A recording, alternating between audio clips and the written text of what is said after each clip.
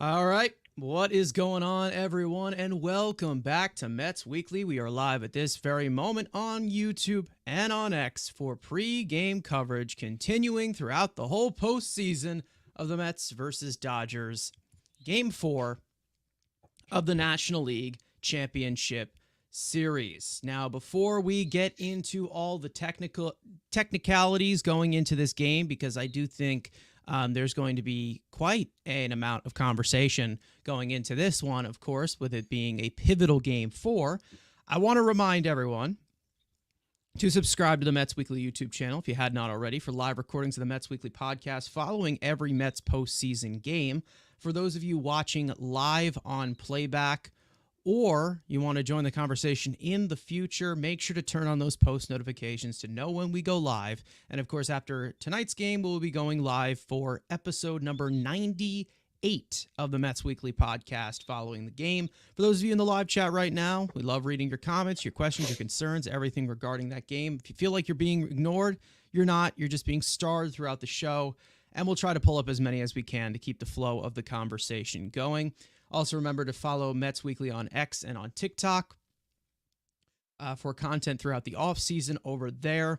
And for our audio listeners, make sure to follow us on your favorite listening platforms to not miss the audio version of new podcast episodes that drop at 9 a.m. the following day. I had a little bit of trouble with our audio from last night, which I believe I did. Yeah, I did solo last night.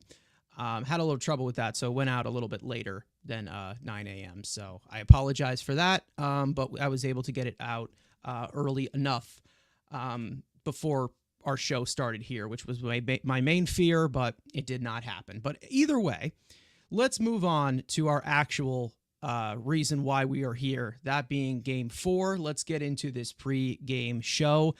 Let's just say last night, and Frank, you weren't here for the episode last night after the game. Last night, I think the easy way to say this is that was pretty much just a replay of Game 1, but in a different ballpark. Like, that's pretty much how I look at it. What did you think? There's certainly some similarities, especially from the pitching department and their struggles there. But offensively, I felt that the Mets had a lot more opportunities this time to score compared to Jack Flaherty. I feel like for the most part, they were getting kind of shut down. But here against Bueller, you mentioned on your show, but he didn't really do too much. I mean, he didn't have that great of a game. The broadcast being like, oh, vintage Walker Bueller is back. That wasn't the case. No, There he's was a not. lot of approach issues. There was looking at fastballs over the plate. There was chasing curveballs in the dirt. There was just all the things that you should not be doing on an offensive standpoint. Defensively, there was a lot of things wrong. There was wrong decisions. There was not catching the baseball. And then the pitching department, you're walking batters. You're giving up home runs. So it was one of those things, in my opinion, where every fear that we had about this team, every criticism that we've had about this team all year long, it all showed up in one night. All year during the regular season, we talked about the walk problem. We said, listen, this staff is walking too many batters. You're not always going to be able to get away with it. And against this Dodgers team, overall in this series, they've been walking way too many guys. And I understand there's no Tani and a Betts and a Teoscar. I get it. But overall, some of the guys that are getting these free passes, it just should not be happening. So that has been very frustrating to watch. And then, like you talk about, the boomer bust offense. You know, you get 6 in one inning, and then you don't see him the rest of the night. You don't see him the next day. The inconsistencies, those things really have got to stop. And we talk about approach, not pulling baseballs. I mean, literally every criticism that we've had, lack of maybe middle relief depth. So you have to extend Reed Garrett, go to McGill when you really don't want to. And it puts you out of reach because you don't have enough reliable relievers. So every Yeah. single criticism that we had, every concern that we had, all of it showed up in at one time. So it was really rough to watch. It was very frustrating because these are things that should not be happening. Like when baseballs are hit at pitchers that are Gold Glove finalists twice, they should catch them, if not both times, at least one of the times. So, it's just like these things like that that just really shouldn't be happening. And we talk about, approach. If you see a pitch you like, go for it. They take fastballs down the middle and then they swing at stuff in the dirt. So they swing at stuff in Yeah. the other batter's box. They're just very indecisive. There's check swings. Like they're just like all these things that we've talked about so much that really came back to bite them. And, the not going to left-handed batters, particularly Jesse Winker, we had concerns about that. It sure ended up being right. Jose Iglesias making another start. He is into a double play. I'll get into Alvarez a little bit because I actually do have a lot of thoughts on it and criticisms about his performance. So we'll get into him in a little bit. But I feel like everything that we talked about, like this wasn't a total shock in a sense where it's like this is the first time we saw some of these things happen. Like we've seen this happen in bits and pieces throughout the course of the year. And unfortunately, it just all happened at the wrong time.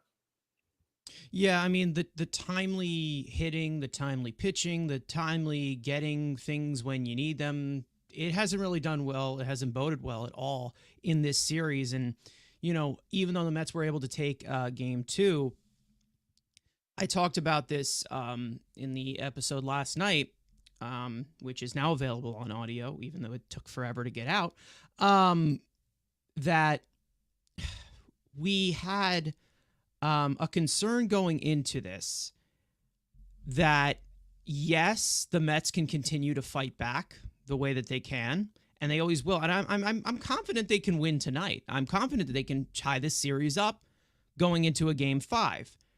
The problem is that you can't keep trading wins with this team.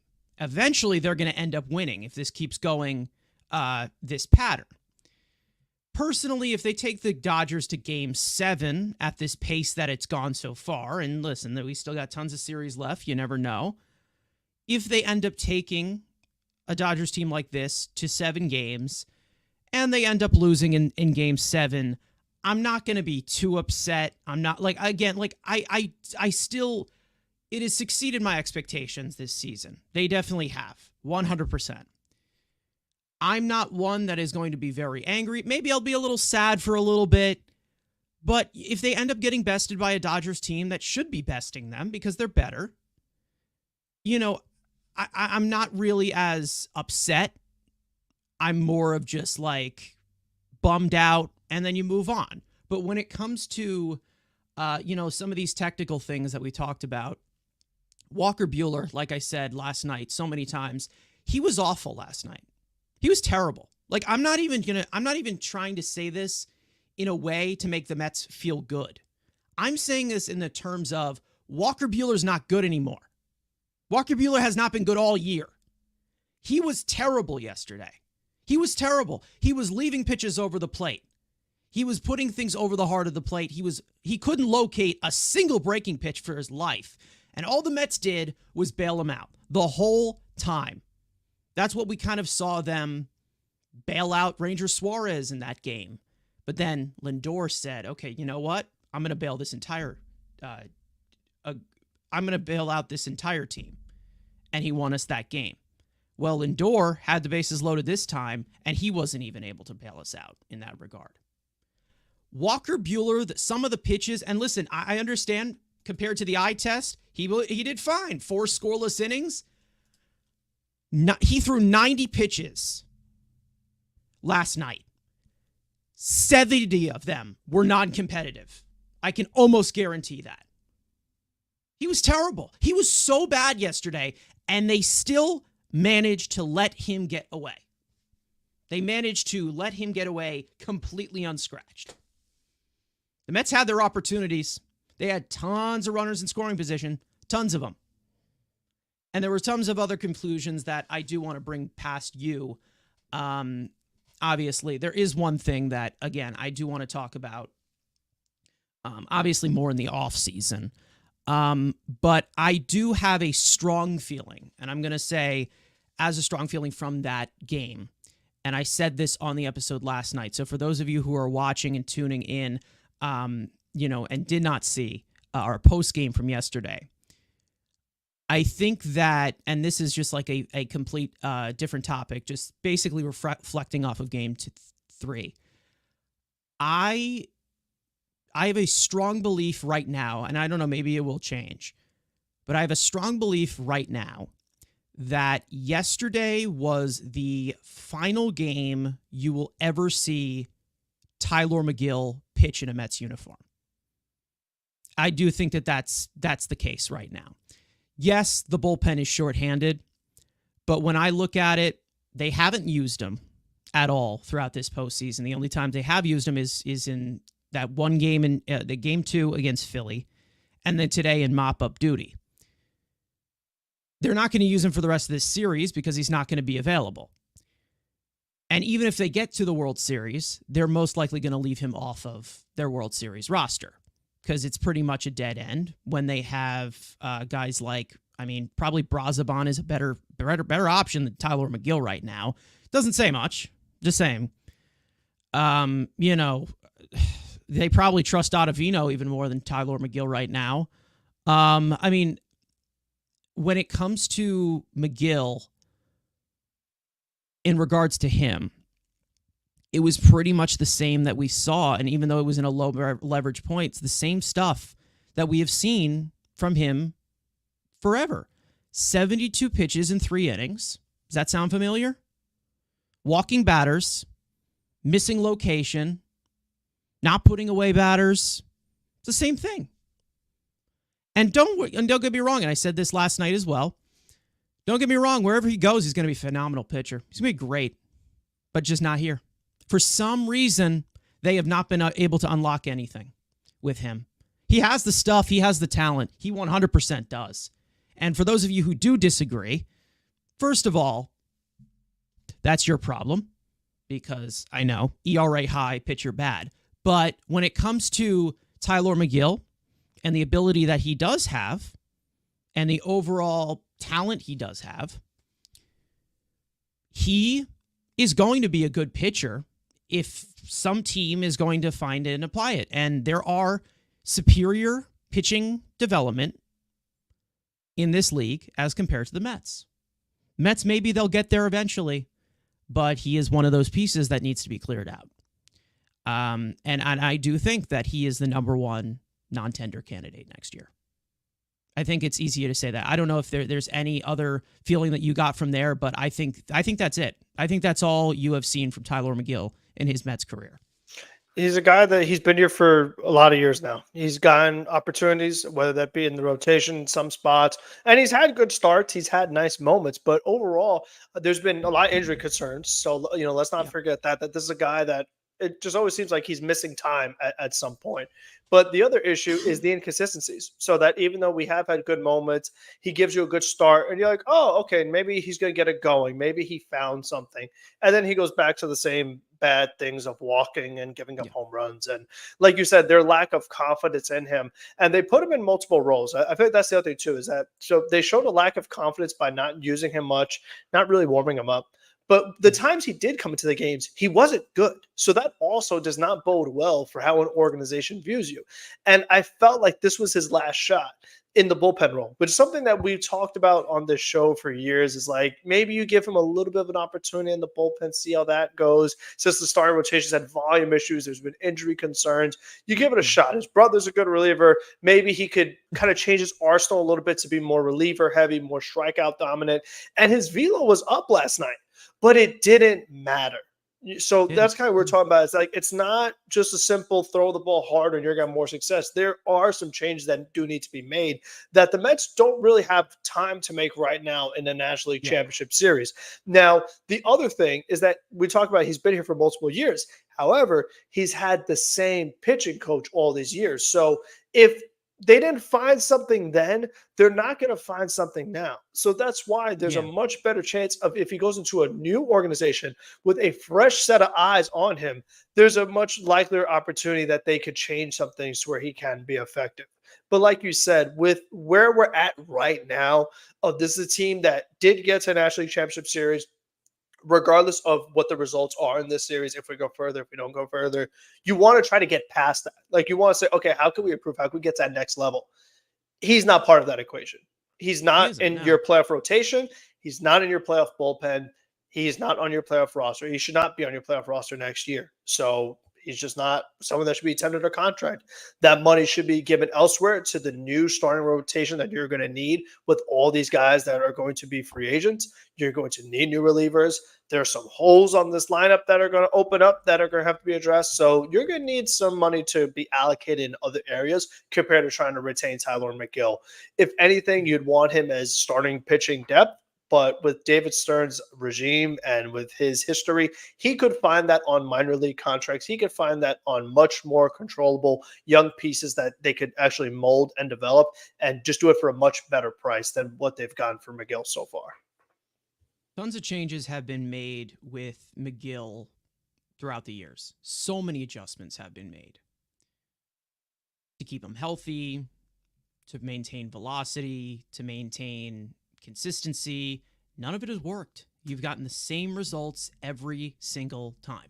So when it comes to, obviously, when we talk about like the money being allocated, he would be making like $800K next year. Like that's like, but so that is where I look at it where, I think he would go into, is it ARB 1 or something? ARB 1 maybe? ARB 2? I forget. He's pre-arbitration right now. This is his last pre-arbitration, I'm going to guess.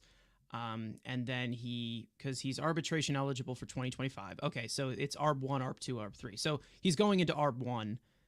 I think this is it. Like, I think that's it. There's no reason to give him any arbitration numbers for him when he just has not shown anything. Like, he just hasn't. And I don't even know it's again, it's a thing where he'd be on a 1-year deal, and then you're gonna keep giving him raises going forward. Where it's like you could just bring in a new piece that has much more long-term control and try to work with that. Yeah, I mean, as much as I can, I can, go after the fact of with Tyler McGill, and then there's that other pitcher in David Peterson. What can I even say that hasn't been said already? David Peterson was able to figure something out, and whether I'm saying that it's not going to last or it's not going to sustain, or whether I'm just being like the stickler that I am of David Peterson, he still figured something out. He still gave us somewhat of the value. So he deserves a chance next year. Like with McGill, I mean, this is 4 years now? In and out of the minor leagues? I mean, and listen, don't get me wrong. I do think that he can be a good pitcher. I think he does have talent as compared to other people who believe that he belongs in Hong Kong. Fine. But when it comes to McGill right now, they're not going to find it here. So it's enough already. It really is enough already. And it really is. It's pretty telling with the usage, with how they used him last night, that I was like, okay, yeah, this is it. This is it. He's done. I don't see any reason as to why he would be brought back next year. He would be tendered a contract, especially with arbitration coming up. Now, in terms of like David Peterson, he might get like a big raise next year. And he deserved it. He did a really good job this year. He's one of the main reasons as to why this team has had success. I mean, if you want me to, bag on him at all, I'm not going to, because he's been good. So when it comes to guys like Tyler McGill, it's all just up in the air. Like, what the hell is he going to actually prove to do it? Because, like, you've had Stearns come in now. You've had this whole pitching lab thing. You've had all these adjustments. You have Jeremy Hefner, who has been hit or miss this year. Like, he's been hit or miss. I'm not going to say he's been bad, but he's been hit or miss.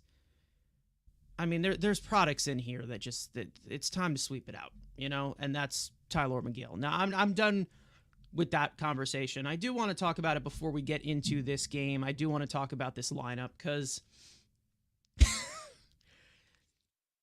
here's the thing. Like I've said before, I'm satisfied with what they've done this season. So it's possible that if they lose, I'll be a little bit bummed out. When I saw this lineup, I laughed my ass off. And I did laugh my ass off. I love this team so much. Whatever A+ troll put out this lineup, I love you. I would give you a raise, because literally we are seeing Harrison Bader make a postseason start before Jeff McNeil. The Mets are treating Jeff McNeil like I treat Jeff McNeil. That is fantastic. And listen, I understand everybody wants to win. I do as well. I still want them to win. But for as someone who's kind of coasting here where I'm like, okay, I'm not very, very nervous. Like, I know they've exceeded the expectation this year. The Dodgers are a good team. If they end up losing, they end up losing. But then I'm also just like, all of the Jeff McNeil fans who have attacked me over the years for telling the truth about him, I'm just imagining them crying, and it's so beautiful. It is so gorgeous. They have overridden everyone over Jeff McNeil. It took them so long to do that. And before anybody goes after me, for those of you who don't know my shtick with Jeff McNeil, and tell me that I never felt like this before when he won the batting title in 2022. I have wanted him gone since the middle of 2021 when he got into an argument with our $341 million shortstop. So it's been a long time. I haven't changed one bit when it comes to Jeff McNeil. Even when he was at his best in 2022, I still didn't see any reason for him. But right now, it shows that it's like, you have the contract, but is he going to play? Like, this is... Okay. Before I shift it over to you, I think it's hilarious. Okay? I think it's hilarious, and the troll in me loves whoever made this lineup. When I say that this isn't the move, it is not a move. No. Bader should not be starting, absolutely. But to think that Bader is in regard to make changes to this lineup before Jeff McNeil is so great to me. I think it is magical. Okay? I'm sorry. All right? Forgive me for laughing, but it's so funny. And the fact that it's Harrison Bader who, you know, in regards to my co-host here, has not been fond of before they signed him. All I can say is, if Harrison Bader robs a home run from Teoscar Hernandez today, you have no idea how toxic I will be for the rest of this series. They could literally get destroyed. I will absolutely shove it in your face every single chance that it gets. I'm just giving you a warning. So I'll go over to you on this lineup, okay? And I just want to remind you, Harrison Bader is making a start in the postseason before Jeff McNeil ever did. Acknowledged. Got it. Now, if McNeil was healthy, I think he probably would have got to start earlier, maybe like a Philly series or something. But regardless, Mendoza is being a little foolish here. I've not for McNeil, whatever. But this whole, oh, well, you know what? Yamamoto has reverse splits. He's way worse against righties. That doesn't mean that you start Harrison Bader. Because Harrison Bader was a fraud in May and actually hit well and fooled everybody, including myself. I was like, oh, look at me. I was wrong. I'm so sorry, Harrison Bader. You're this great hitter. How did I miss it? Then all of a sudden he showed who it really was. Because he had a good game against Yamamoto when he was a fraud, that means that he has great career numbers against him, and he's a great matchup. Like, are we just looking at a computer here that just says, oh, who has good career matchups and enter, and then what lineup came out? Okay, let me go bring that to the umpire. Like, are we serious here? Like, use common sense. Use your brain. Use your eyes. This guy has been bad for 4 months. He's been bad the entire second half, and he hasn't started at all in this postseason. You know why? Because he stinks. He's not a very good hitter. He has been benched for Tyrone Taylor, who's also not a good hitter. I mean, that's how bad Harrison Bader is. Harrison Bader is so bad that he got benched by a guy who isn't that good and is getting paid $10 million less than him and got benched for him. That's how bad Harrison Bader has been. But your solution is with a struggling offense that scored 0 runs yesterday. I know what to do. Let me put my worst hitter into the lineup. That will solve everything. Like, you have to be insane. You actually have to be crazy if that is your line of thinking, that, oh, this is the move to go because he's a right-handed bat. But guess what?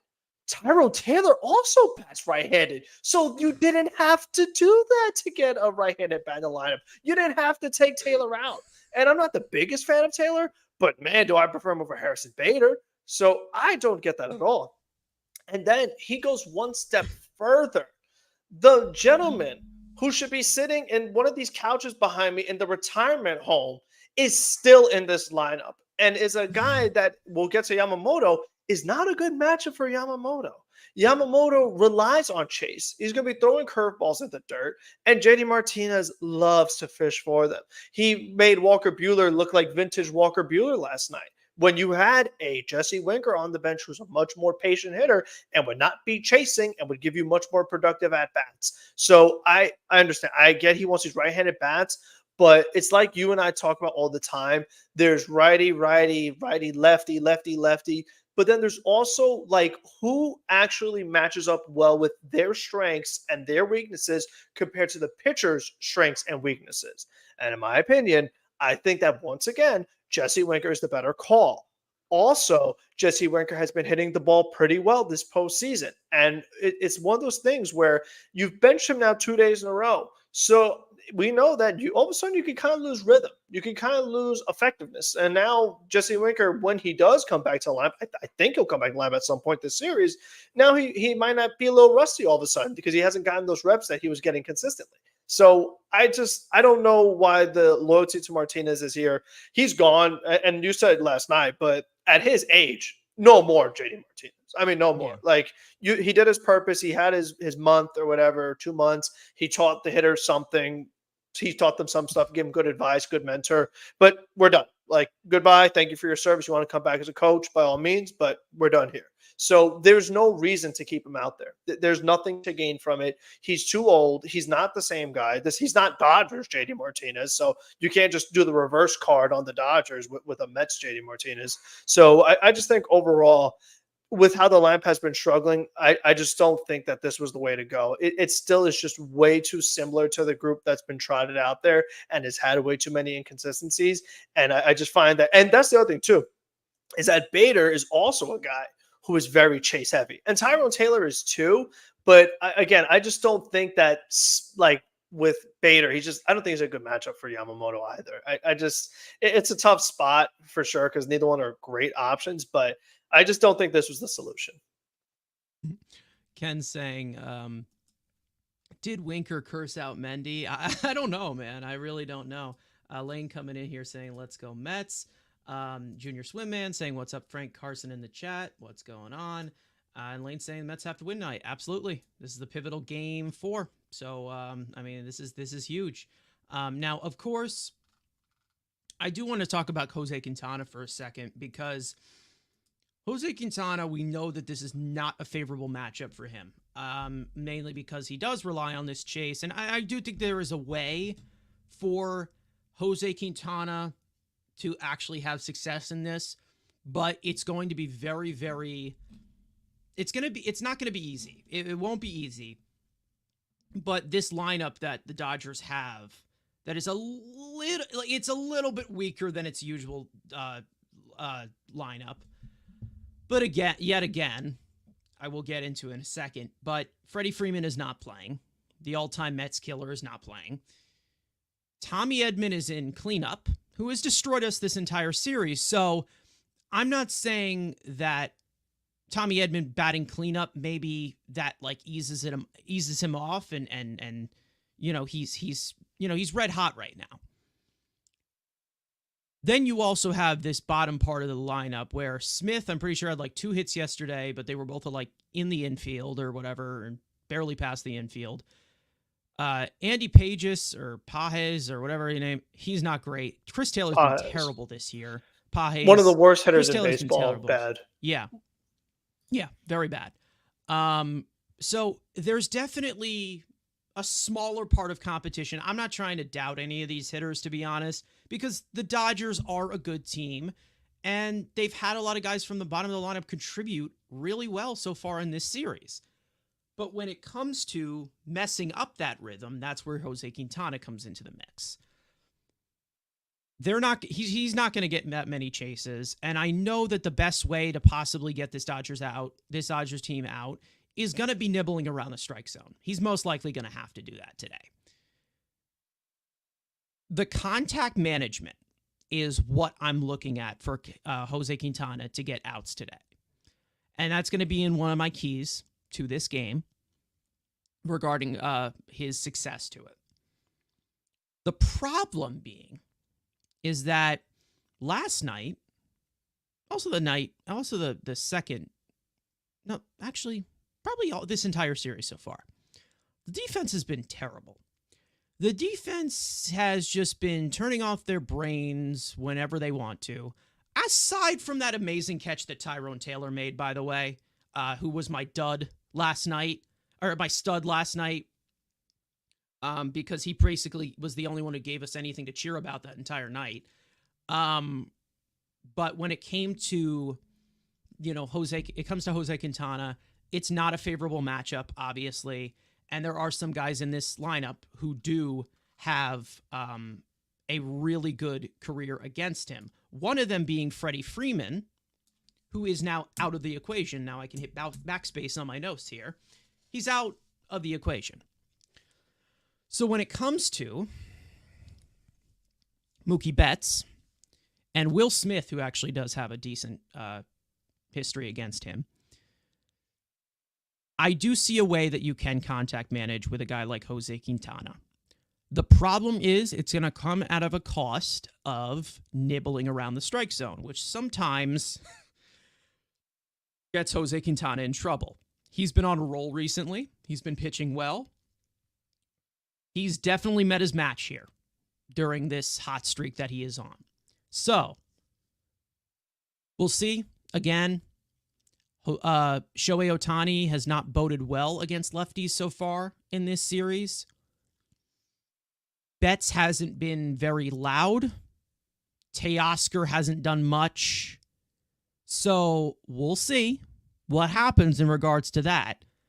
But I do think there's a way to win this, but a lot needs to go right. And I mean a lot. Not just with Jose Quintana on the mound, but the defense around him as well that needs to be better. Yes, Quintana, this is an interesting one. I mean, we've had our criticism all year, but he's been money in the postseason. I mean, he's gotten the job done much better than we could have predicted. So he's done really good. So I have to give him the benefit of the doubt. I have to put faith in him. I mean, we need him to do well here. So, like you said, it's a tough matchup, but honestly, the Dodgers are a tough matchup for any pitcher, really. I mean, just with the sheer talent that they have on the field. But a few of the things I'm looking at is number one, with Freddie Freeman being out of the lineup. Freeman is like really banged up. I mean, there's like banged up. There's playing through injury. Like this man could literally barely move. I mean, it is bad. Like if Freddie is not hitting that well against the Mets, there is something very seriously wrong. Like he's just not Freddie Freeman. So that's part of it. Also, facing the left-hander, they're thinking maybe there's at least a day to give Freeman just to see if they could get him off his feet just for a little bit, see if that can get him going, because he just hasn't looked like himself at all, both at the plate and then in the field, like turning that double play. He really had to like hustle to get over there because it's just so hard to move. So that definitely was interesting. But we talk about Edman. He's just kind of been all over with this lineup. They bat him sixth, they bat him ninth. Now he's at full, now he's cleanup. And with the series he's had, it makes sense. And then with Kike, he bats ninth last night. He moves up to 5. And with the game he had, it makes sense. Max Muncy has been almost impossible to get out. I mean, I think he got on like every single time last night. So he's facing the left-hander. But with Muncy, he is so patient at the plate. He drew those multiple walks that, like we said, Quintana, he's going to be trying to nibble around the zone. He's going to be trying to draw some chases. You're not going to get him from Muncy. I feel like he's going to need some luck, in my opinion. I think he's going to need maybe a few favorable umpire calls or maybe just a pitcher's umpire in general, because there are going to be some borderline calls here that could make or break a lot of these at-bats with Quintana's pitching style. He's going to be looking at the bottom half of the zone, And if he gets a strike stolen or two, that will put him in much better counts that maybe you can draw a chase. But if those are balls, then they're really not going to be fishing for anything, and those are going to end up becoming walks. So that's kind of one of the things that needs to go for him. And we know that he's not the biggest strikeout guy in the world, but he has gotten like 5 and 6 strikeouts his past 2 outings. So maybe he'll get some. But like you said, for the most part, the ball is going to be put in play. You do have the immortal Harrison Bader in center field, so that helps out. But like you said, with the defense, there's bad defense as far as like if guys don't have range, but these have been balls hit right at these players that they are just not catching and not doing the right things with. I mean, whether it was Severino, Iglesias in game 2, Vientos that dropped and then put it down, it got back, it was able to make the play, or Alvarez just trying to be Superman and just throwing to the wrong base and being insane. Like there's just bad defense, and then there's like dumb defense. Like we've seen some dumb defense as well. So like it's a matter of in these kind of games, get your outs, get your guaranteed outs, because with this team, more base runners, more opportunities, it gives them just more chances to do damage and hit one over the wall, and it's a 3-run game, and you're done. So you really just got to take the safe outs here. I don't want to see no Superman plays. I don't want to see, let's try to turn this double play. Let's try to make an amazing highlight reel. Get your outs. Just if you have an out, take it, because they don't come easy with a lot of the guys in this lineup. Now, my last thing with Quintana, if I see him walk Chris Taylor, I will have a breakdown. Chris Taylor is one of the worst hitters in baseball. He's not going to hit this postseason. He actually has reverse splits this year, so he's been even worse against lefties. Do not walk Chris Taylor. Do not do it. I don't care if you have to throw it down the middle. Do not walk him, because if he gets on, because we know Ohtani, if Ohtani has the bases empty, he can't get a hit. But if they're on, his stats are maxed out and he's impossible to get out. So do not walk Chris Taylor.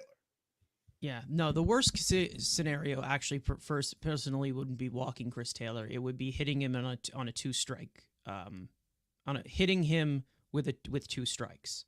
That would be the worst case scenario, I would say. One thing that I am noticing here, and I'm looking at the logs right now, every single hit, every single piece of success that Tommy Edman has had against us so far in this series, all of them have come against fastballs or sinkers. All of them have come against velocity. So, for somebody like Tommy Edman, who has horrible numbers against off-speed pitches and breaking balls, and I mean awful, he's terrible, don't even give him any velocity. And even though velocity is a different thing to talk about regarding Quintana, but like Tommy Edman, average chaser, beyond the discipline that he has, screw him up. Screw up the timing on him. He can't hit any secondary stuff. Why are you even challenging this guy with velocity at this point? You already know that he's just destroyed you. I can't believe I'm talking about Tommy Edman in the middle of the fucking National League Championship Series. He's batting cleanup. That's how amazing he has been. That's how incredible. Ohtani, I ain't even worried about right now. I ain't worried about Betts. Edman is the most scary hitter right now on this fucking team. Believe it or not. And listen, that's a little bit more of an exaggeration, but like Tommy Edman, go away, dude. What are you doing here? Why are you here? Go away. Like, what the hell? Edman and Muncy have been the best hitters in this series for the Dodgers. It's well known right now. So we'll see how Muncy bodes against the lefty. Again, he can screw up the timing a little bit, as opposed to pitchers like Minaya and Severino, or even Senga, who was just all over the place. I didn't even really count that as pitching, what he did in game 1. That was just awful. But when it comes to Tommy Edman, I mean, there's an easy game plan here of how to get him out. So, I mean, they really should be looking at that in regards to that. Now, I know that I did cover it a little bit on the episode last night. But I do want to listen. I don't want to open this can of worms, because I know it can be very frustrating, but you do bring up the defense. We bring up how the defense has been. Last night was a really rough night for Francisco Alvarez. from both sides of the ball. You can't debate it. And I'm just going to ask you straight up. I don't want to spend so much time on this, but when you look at it for like, do you still feel the exact same about the playing time with Luis Torrens and this way? It just, I'm sorry. Like, it's noticeable. It's really noticeable. And I'm not trying to say this as well as I'm just saying, oh, Alvarez sucks. He's terrible. I'm just saying right now, he's lost. He's the worst player on the field right now. He's been the worst player in this series, hands down, in my opinion.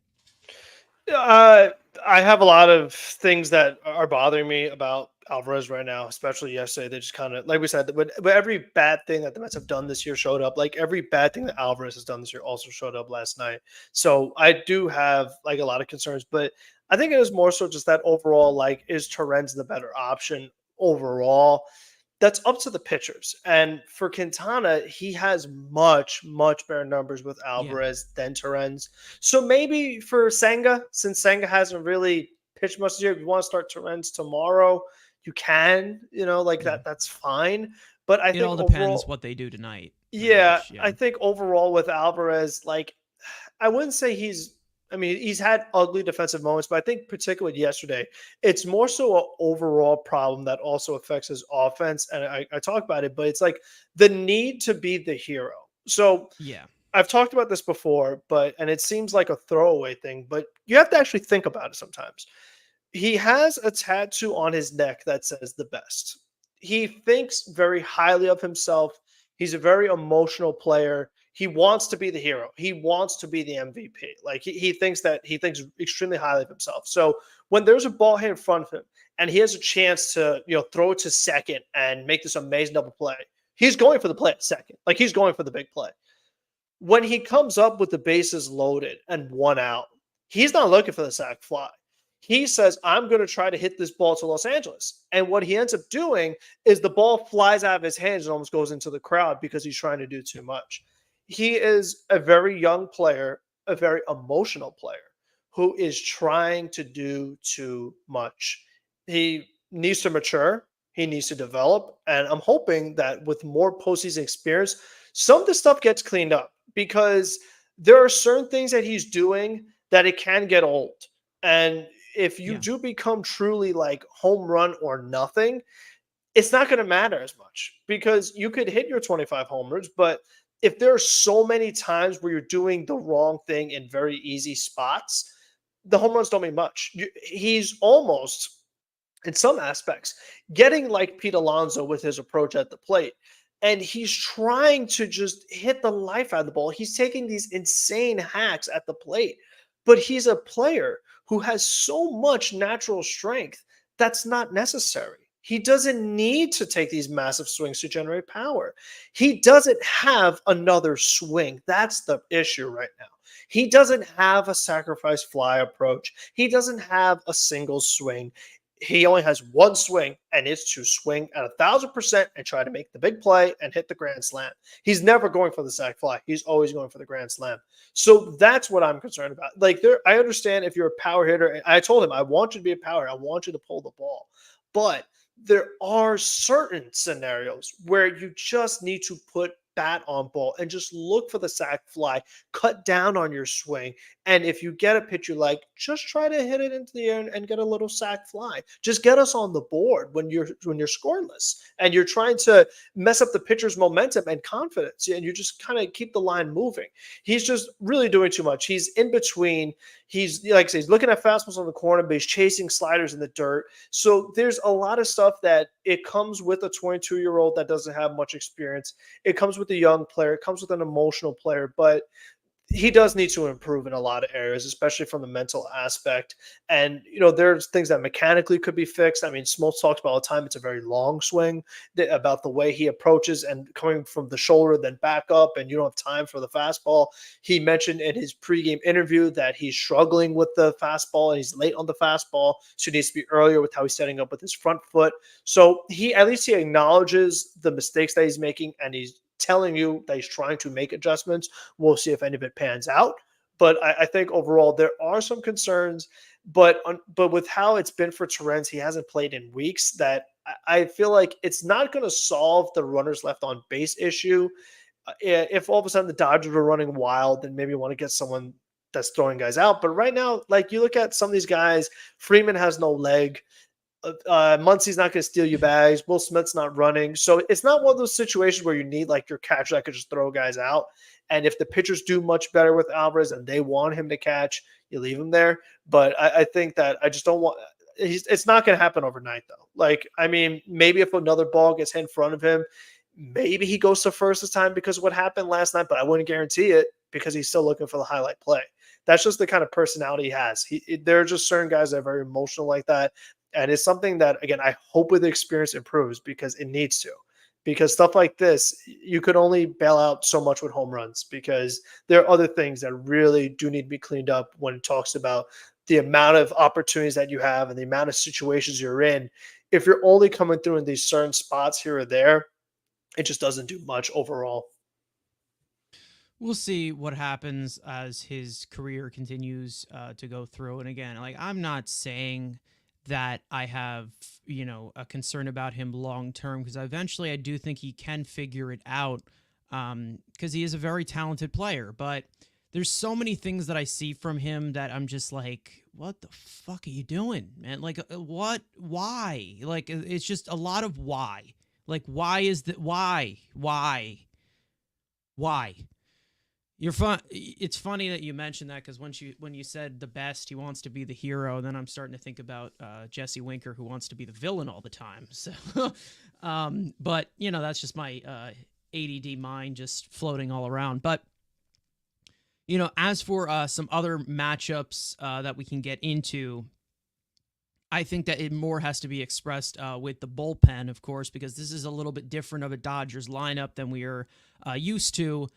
So far in this series, we'll see kind of how they utilize things. Like I said, I don't think you see McGill for the rest of this series. I don't think you'll see him ever again, to be honest. Reed Garrett, I don't think he's available, mainly because of the days of rest. Budo, you'll definitely see tonight. Stanek will be available. I don't know what the deal is with Peterson, but maybe. No way. They're saving him for Game 5. They have to. Oh yeah, they have to save for tomorrow. That's right. Okay. Yep. So yeah, you're definitely going to have a little bit of a short staff tonight. Let's just say that. But Quintana has been really good.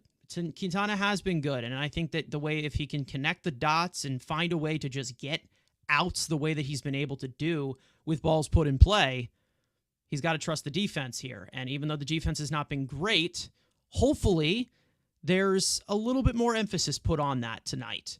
And that definitely adds a little bit of the flair here with Harrison Bader in center field. That's a lot, that's a lot better, even though Tyrone Taylor looked great in center field, making that incredible play early on in the game. That's definitely a lot better up the middle. We know that Lindor and Iglesias are good up the middle. So we'll see how they work with that. Again, the defense has to be cleaned up, of course. And then, of course, the offense has to show up. I mean, it really does. They did not show up in game 1 or 3, so it's an even game of this series, so it's time to show up. But as for other things in here regarding the bullpen, mapping this out of a potential, because this is not a favorable matchup for a guy like Quintana, even though it's a little bit less of a weighted Dodgers lineup tonight. If there is a 5-inning performance, he can't get out of the 5th inning. I'm not sure where they would possibly go with this, mainly because of what they're trying to save for Senga tomorrow.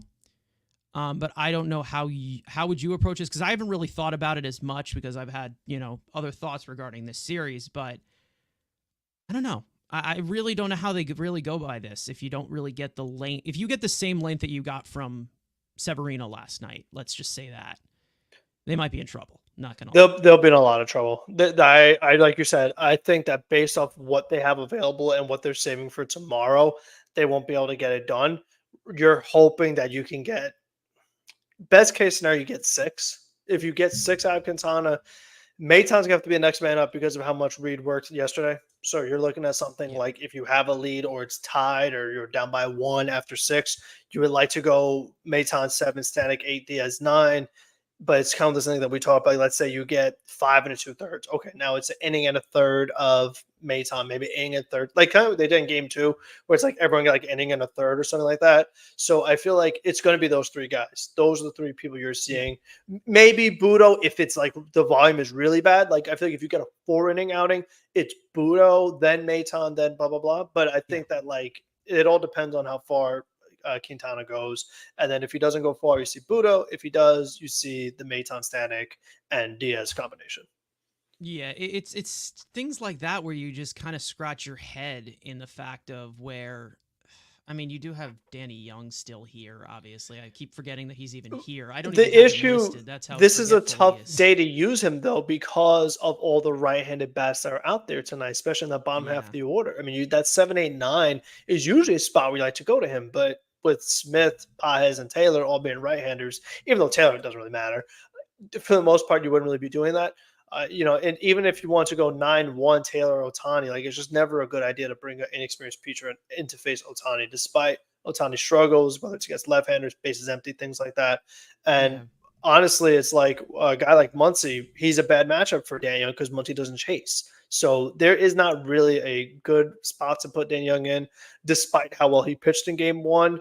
Maybe you save him for tomorrow as well, because it's like if you have a right hander on the mound in Senga, then the Dodgers maybe have a couple more lefty bats in there, and then you could try to find a spot for Young. But again, I think that game tomorrow might be an elimination game for the Mets, where you're not bringing Danny Young an elimination game. So there, you might be pushing Reed a little more, pushing Stanek more, pushing Diaz more, because you have the off day after that, and you might not have another game after that. So you're gonna kind of approach it like that, I would think. I'd say if you're looking at it from platoons here, overall, like quality, lefties have obviously been worse against Danny Young. Righties have been pretty much almost the same, but like a little bit more power against him. It seems like he walks a lot of right-handed batters. Yeah. And again, like And we've the said other with the thing bottom he part of the has order, too, like the yeah, other thing he has too against righties that could be an issue is his slider. It breaks into right-handers. Sometimes it's a legitimate back yeah, foot slider where it hits the back foot of the hitter. yeah. So that's He's another hit thing that could 7 right-handed batters this year. exactly. But that's the way his slider breaks. That's why it's good against lefties, but against righties, it's kind of hit or miss. Where like, oh, it's inside pitch that you can't hit, but sometimes it might hit you. So that is definitely a Yeah, problem that he has with his slider against the righties. yeah. We'll see what happens in regards to that, but I do think he's going to probably be like, let's say Quintana can't even get to the fourth or the fifth. You're probably going to see Danny Young eventually, just to mop this thing up. But again, I think that you just need to see in regards to where, how he's had it set up yesterday, where I said 2 or 3 runs come across from Severino, they were going to win that game. Well, you got to score runs in that in there. So we'll see. What Yeah, happened? quick question. So the Mets, they made the decision to carry one less pitcher because they wanted to get Jeff McNeil Yeah. on the roster. Now, Hmm. McNeil, he's pinch hit a couple times, it hasn't looked good. Acuna, we haven't seen much of him. With how this series has gone on, with burning McGill and saving Peterson and saving Budo for like the Senga game, Yeah. would there be consideration to maybe send down an Acuna or a McNeil to get another arm up here? I know you don't want to go to Otto or Brazabon, but just to have another arm, can you I do that? Are guess. you allowed Yeah. to make those transactions mid-series? I feel like you should be able to. I have no clue. I don't know. It all really has to do with eligibility, I think, probably. Like whoever's on the 40 man, because like they have guys who are on the 40 man, like they have those guys that are there. They're there with them. So we'll see what happens there, but it's gonna be weird. Let's just say that. It's gonna be weird how they kind of piece this thing together if you don't get distance from somebody like Jose Quintana today, who, even though he has been good, again, we've talked about this just not being a favorable matchup, and that is definitely one of the keys I have to this game, and I do want to pull those up now of Carson's keys to Game 4 here, and one is to one part of the team, and one is in different directions. Let's just say that, and I will list them off here and put them here. Number one is very, very easy, basically learning from mistakes from last night. The barrel window. Now, Mets fans last night, even though we got absolutely crushed, were definitely very busy asking why the Dodgers fly balls were leaving the park and the Mets were dying on the warning track. Answer is very simple. The Dodgers pulled the baseball, the Mets didn't. You are playing at Citi Field right now, a known pitcher's ballpark in cold weather in the middle of October. The ball is not going to launch out of the park just by hitting it hard. Walker Buehler gave this team, like I said, so many pitches to pull last night, and they decided to either stare at them or just smack them into Death Valley on the warning track. Do not make the same mistake again. The pull side is your friend in cold weather. Use it. Now, how do they use that? Well, that brings into key number 2. By profile, Yoshinobu Yamamoto has the 5th worst graded fastball among starting pitchers per Stuff Plus at a 40% usage. He has thrown the 6th most fastballs across the middle third of the plate this season. His plus command makes up for it at times, but it does not prevent the QOC level of vulnerability. Hitters have a 366 expected weighted on base average and a 45.6% hard hit rate against Yamamoto's fastball this year. With a 40% usage, the Mets are going to have plenty of chances to do damage early on in the count. When he challenged you with velocity, accept the challenge.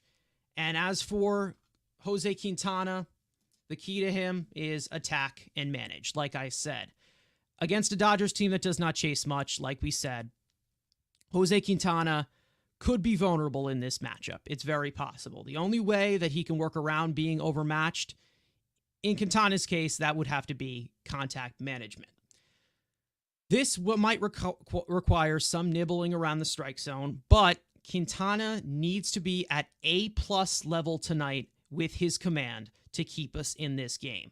Although he has had struggles with the home run ball this year, Jose Quintana owns the 9th lowest batting average on balls in play versus right-handed hitters this season, and he also owns the 12th lowest BABIP versus left-handed hitters this season.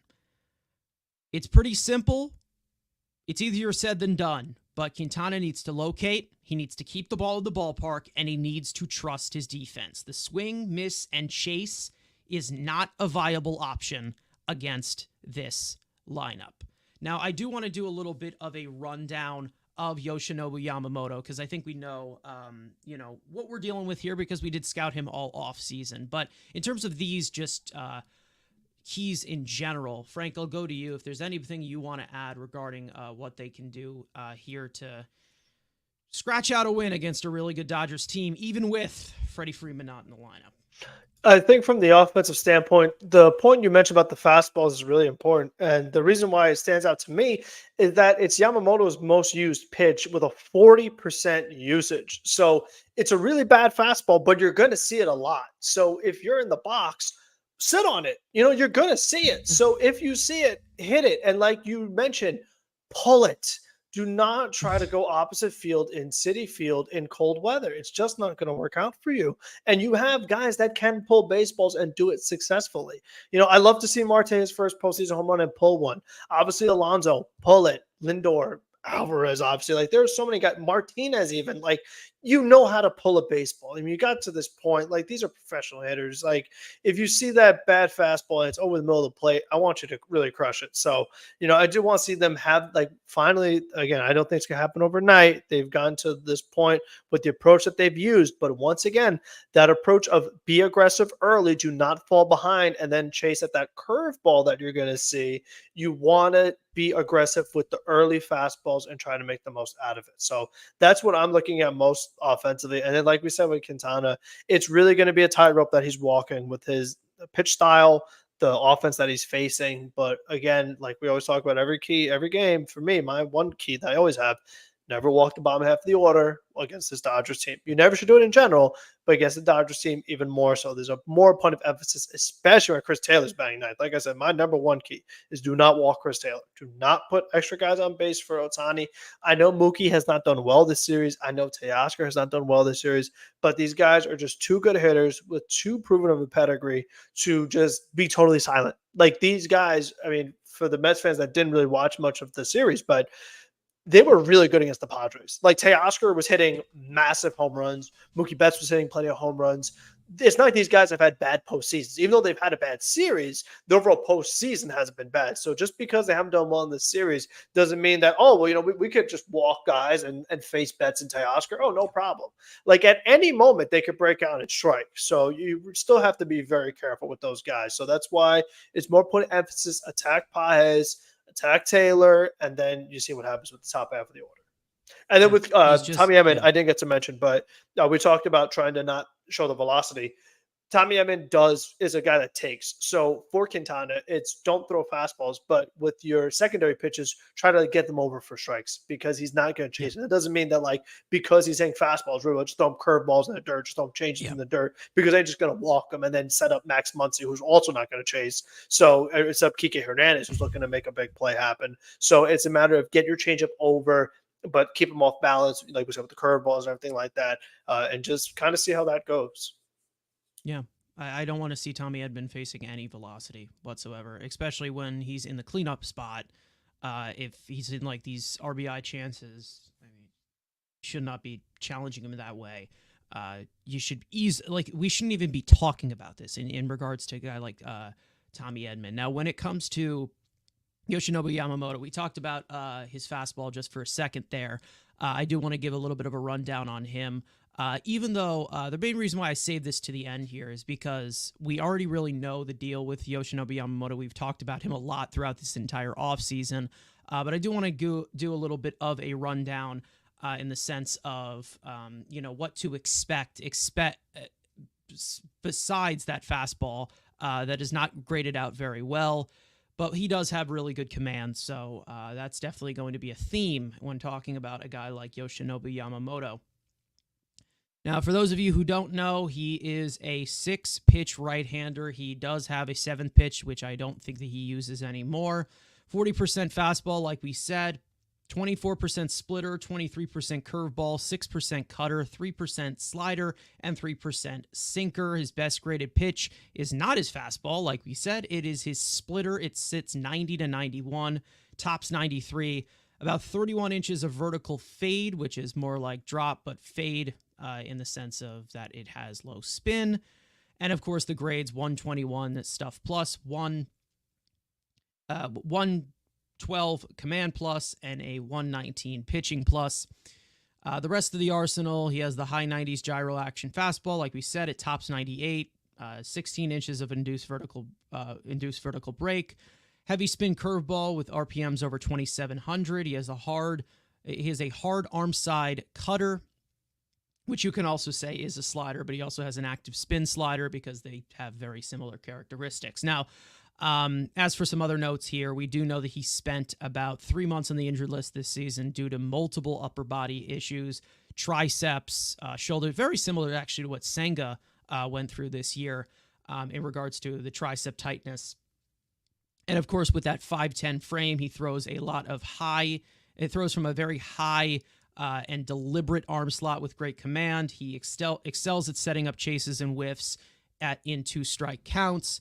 The splitter and curveball have been pretty much most responsible for about 65 to 70% of the swings and misses against hitters this season. He does have reverse splits, as we said. Mendoza definitely made an emphasis on that.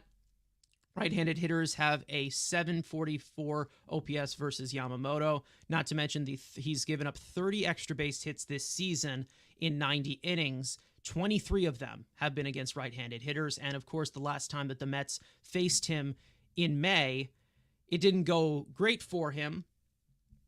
Six innings pitched, seven hits, 4 earned runs, 1 walk, 9 strikeouts, which I'm not going to lie, that sounds a bit off because I feel like they hit a little bit better against him. didn't they? It was like they got off to a good start, but it really wasn't like this Yeah, blowout. okay. They like I feel like it was one of those games where like they Shota got hits. Imanaga was the one that they destroyed. Imanaga against the They Cubs in destroyed Wrigley, Imanaga. they did Yeah. really good. But against Yamamoto, I think that was one of those games where they actually stranded a lot of runners. And it was one of those games where they were getting to him early and then he got into a groove, if I remember that start in Los Angeles correctly. Yeah. So we'll see what again. We know that the Dodger series back in LA, that was one of the In turning points May or to, April even. yeah, The one in Los Angeles, I think was in April. one of the turning points of the Yeah. season when Alvarez went down, and then it all just kind of went down on a spiral, and then the Dodgers series in Citi Field, and then Grimace comes, and the rest is history. But when it comes to Yoshinobu Yamamoto, he's had his struggles. He's still a very talented pitcher. He hasn't been amazing. He had a really tough debut against the Padres, and then he came back and had a really good game. I think it was in Game 5, right? Mm-hmm. So it was in Game Yep. 5, the winner go home game, and he pitched really well. So you might not get very much volume from him. Maybe you get 5 or 6 innings from him. It all depends on if you allow him to get into a groove. But like we said with this fastball, it's not great. It has some decent shape here and then. He has good command of his pitches. But the fastball is definitely not as effective as compared to the rest of his secondary stuff. So attack him. And they were able to do that easy enough. Let's just say that last time. So, the game plan should not change from then.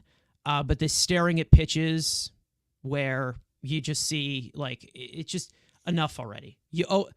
This team has such a ridiculous fetish for getting into 2-strike counts.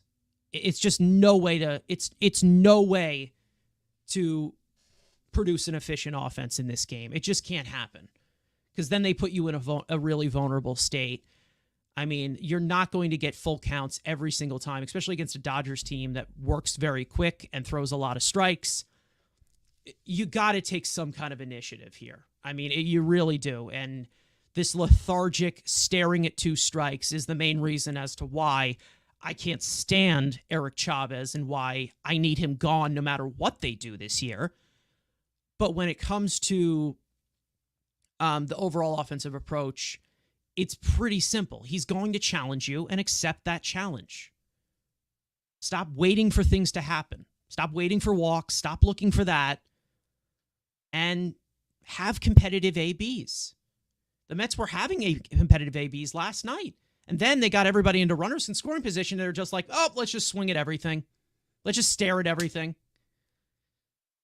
It's enough already. Enough already. Clean it up. And maybe they can do it in back-to-back games. That would be nice. Because then if they do it in back-to-back games, there's a possibility that they could go to the World Series. Because they're going to have to win back-to-back games if they win this series. It's going to have to happen somehow. And it starts with this offensive approach getting cleaned up and them actually waking up offensively.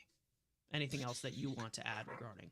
So when it comes to Yamamoto, you mentioned he made 2 postseason starts, and one of the things that I find interesting to note, in particular for tonight's start, is that both of those starts he made were at Los Angeles. So this is going to be his first road playoff start. And one thing to consider is that even though he's a guy who you look at his age, you're like, oh, he's a veteran pitcher. Still technically his rookie year in the MLB. It's still technically his first MLB postseason. So this is first major league postseason road start. And the Citi Field crowd, the Mets need their help. The Mets really need a very passionate, loud Citi Field crowd to maybe try to get into Yamamoto's head a little bit, maybe make him a little nervous, to hopefully he makes some more mistake pitches, maybe lose the zone a little bit, and they could have some success. The one thing that Yamamoto has not done well this year is limiting that hard contact. He is a guy that he can give up the barrels. He can have a high hard hit rate. And when you look at the pitch breakdown, like you were talking about, some of these pitches really could hang out over the middle. I mean, whether it is the 4-seam fastball, See that curveball? I'll get to the curveball at the end. Even the splitter, sometimes it could hang middle. So every now and then, be careful for a hanging splitter. Even his slider, it does not break. It does not have the same like vertical drop that a lot of these sliders the Mets struggle with has. It's something that every now and then ends up on that middle quadrant, a little bit away. But as far as like some of his other pitches, like the sinker, it's mostly like up and in. Even his cutter, like that could bleed over the plate a little bit too, but more so like on the high side. But the big key, once again, is the curveball away in the dirt. We saw it with Flaherty. We saw it with Bueller. Yamamoto has one too. And like you said, it spins. So it's the same thing. It's literally the same approach of he's going to show you the fastball early. It's going to be over the plate. If he gets ahead on you, he's going to that curveball down in the dirt, which is what he did in the last start against the Mets. Once he got into that groove, they were just swinging at that curveball in the dirt. So you got to, again, you have to, what's coming. You know what I mean? It's like his blueprint is right there. You know what's going to happen. So change the approach. It's like we said of like, you want to stick righty, right, left, all this other stuff. But it's like, if you know what a certain pitcher does, use it to your advantage. Like this is the game plan on him. So I do want to see, like you said, I want to see a different approach tonight because it's almost do or die time because some mentioned earlier, but the Mets really need to treat this game very serious because going down 3-1 and then you're going to have the Senga bullpen game, which we have no idea how it's going to go. And then Los Angeles right behind it. This series gets way tougher if they lose tonight. If they win tonight, we have a shot. If we don't win tonight, it's probably game over. So this is a game that if you're going to change your approach for once, if you're going to be aggressive, tonight is the night to do it. Tonight is the night to be aggressive early. That doesn't mean, like you said, that doesn't mean swing at everything. That doesn't mean that when runners get on base, just be going crazy. But you have to be smart of being aggressive early. If all of a sudden you see he's losing the zone, then okay, you could stay, just let him again, stop bailing these pitchers out. That's been the issue that we've seen a lot. Stop bailing them out. If they get into trouble, the pressure is on them. Let them work their way out of it. Make them beat you. Don't beat yourself. I mean, that has been something that keeps happening over and over, and that has got to stop. Yeah. Another thing that I do want to add here, we have had a lot of scouts in Japan talk about him in big games not doing well the way that compared to guys like Senga and guys like Shota Imanaga, and even Yuki Matsui, who's a closer. But when it comes to with him on the road, it seems like he's pitched better on the road as compared to Dodger Stadium this year. Again, we don't know about this environment. Like that's just a little bit of a factor that you can put in here. But again, this is it. I mean, they're gonna have to. Again, we're gonna have to find a way to just string these good ABs together because we know they can do it. We've seen them do it before.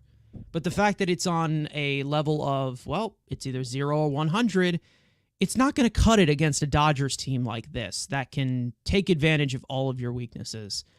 Yuki saying, you said my name. Yep. What's up? I'm sure you're sitting home right now because he's with the Padres, right? But we're trying to take care of them, but they're a really tough team. Let's just say that.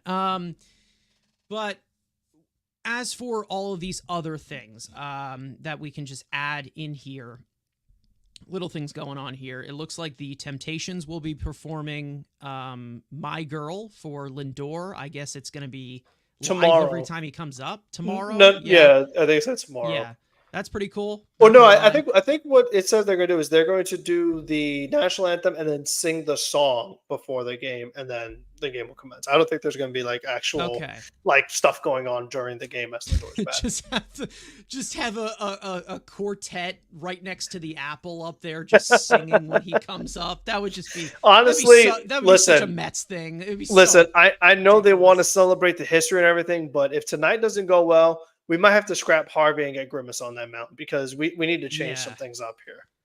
Yeah, we might have to. Might have to go desperation. I'm not going to lie. We know that it only makes sense that if they do go to the World Series, it's going to be Grimace that throws out a first pitch. We know that that's going to happen, but we're going to have to get there. As for some news that also just came in from Andy Martino, so take it as you will, of course. The Mets are preparing Kodai Senga to start Game 5 of the NLCS on Friday, but word around the team is that David Peterson could, in fact, get the assignment if he is not needed in relief in Game 4. So if they don't use him tonight, he could start Game 5 tomorrow. Peterson. My bigger question is, has Senga's mechanics thing been fixed? Because that's what it comes down to me. If Senga said, okay, my mechanics are good now, I'll let you go out there. But if you say, I'm still struggling, forget it. Like, don't even bother. Let's not even go down that road. Let's not put ourselves in the hole. Go figure it out. Like, we're not doing this Yeah. again. I don't want excuses. I do not want to Yeah. hear the mechanics excuse again, because if I hear it again, I'm going to be absolutely livid. So if he has his stuff sorted out, go for it. If not, no, thank you. Yeah, obviously there's a lot that's riding on this, of course, because it's deeper in the series, of course, and we need him to set the tone like the ace he has been so far in his Mets career. That was possibly the worst outing we've ever seen him pitch ever. I mean, that was awful. So hopefully it's a lot different there. But it seems like they want to be in a position where they don't have to use David Peterson, and they're going to put David Peterson on the mound for Game 5, which, again, he has been very reliable, but also he has not pitched well in his last few outings either. So there's a little bit of concern as to riding the hot hand right now of who would pitch Game 5. But it all has to play out. Like we said, this is the pivotal Game 4. This is the middle of a 7-game series, and that's how decisions are going to be made. So that's kind of how I look at it. I'm trying to see if there's any other stories we can bring up that has not been said yet. Let's see. Yeah, Edgardo Alfonso is there because he's throwing at the first pitch with Ventura, right? So, let's see if there's anything else. I don't think that there is. Anything that we want to add? Alex Rodriguez with Alex Cohen. Yeah, don't really care. But yeah, and the last thing I want to say, Harrison Bader is making a postseason start before Jeff McNeil ever does. Just want to put that out there. I don't think I said it yet. I just find that hilarious. Anyways, last message that you want to put out there before we kick off this game, Frank. I know that last night was not fun, so let's hope it's better. Exactly. Yeah, don't do that again. That was torture. That was absolutely pain. Don't do that again. We did in Game 1. I was like, okay, we got out the way. I thought Game 2 we were fine. Then Game 3 we just want to just not know how to play the game of baseball. So do good things. Like, play the game the right way. Don't strand runners. Don't drop the ball. Don't throw the ball down the middle of the team and give up home runs. Like, do the basics. I mean, that's all I ask for. Like, at bare minimum, do the basics. Don't do dumb stuff. Yeah. I mean, that's what it comes down to. And listen, Mr. Harrison Bader, you want to prove me wrong? You want to get a big hit for me tonight? Do you want to hit one over the wall? Please? Could you do that? Thank you. Playoff Bader. Who's ready for playoff Bader? We need it. Tune in for playoff Bader. It's about 10 to 15 minutes away. And we're going to hop off here. For those of you who tuned in to our pregame show, make sure to tune into our post-game show. I do have a special guest joining me. This time, I'm hoping that that special guest comes through. Things happen. It's whatever. But this is definitely a special guest that I know that you guys would like if he comes in here. He's been on our show before, and it's always a fun time hanging out with him. But other than that, make sure to hit the subscribe button if you hadn't already. Turn on post notifications, of course, to not miss content throughout all of the postseason, of course, which is our pregame shows and our postgame shows. Our audio, of course, goes out at 9 a.m. It went out a little bit later than it should because I had a little technical difficulties with it last night. But as for other things, follow us on Twitter, TikTok, all of us individually as well. Links in the description, including Andrew, our third mic, who has been feeling better. He'll be back before you guys know it, but he still needs a few days to recover from his what was it? It was like a what was it? A forklift accident? He did something. He had a very very manly injury. Let's just say that. And it definitely was not made up. Anyways. Mets are looking to tie this series tonight. Let's hope that they play a better baseball game than they did in Game 3 because it was absolutely awful. This is now an even game at the pace that they were going, so it's time for them to play good baseball and tie this series up, and go into Game 5 with this series tied once again for a whole new series. Folks, thank you guys so much for watching. We will see you guys tonight after the game. Enjoy the game. Enjoy playoff baseball. Enjoy the postseason atmosphere. Let's hope it doesn't die out like it did last night. But let's go Mets, and we will see you guys next time.